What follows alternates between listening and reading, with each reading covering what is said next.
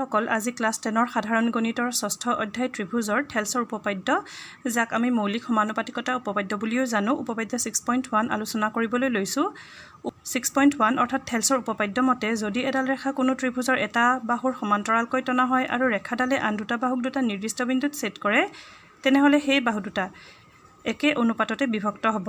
ইয়াতে ABC এটা ত্ৰিভুজ এই ABC ত্ৰিভুজৰ BC বাহুৰ সমান্তৰালকৈ এডাল ৰেখা অঙ্কন কৰা হ'ল ৰেখাডালে AB বাহুক D বিন্দুত ছেদ কৰিছে আৰু AC বাহুক E বিন্দুত ছেদ কৰিছে আমি প্ৰমাণ কৰিব লাগিব যে AD by DB equal to AE by EC বুজাই দিছো আকৌ এবাৰ যদি এডাল ৰেখা কোনো এটা ত্ৰিভুজৰ এটা বাহুৰ সমান্তৰালকৈ টনা হয় ত্ৰিভুজৰ এই তিনিটা বাহু আছে এই তিনিটা বাহুৰ যিকোনো এডাল বাহুৰ সমান্তৰালকৈ যদি এডাল ৰেখা অঙ্কন কৰা হয় আৰু এই ৰেখাডালে আন বাহু দুটাক অৰ্থাৎ এই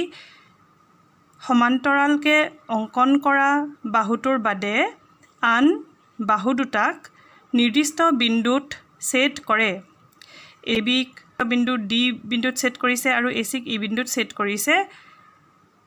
তেতিয়া হলে সেই বাহু দুটা একে অনুপাততে বিভক্ত হ'ব অৰ্থাৎ AD by DB equal to AE by EC হ'ব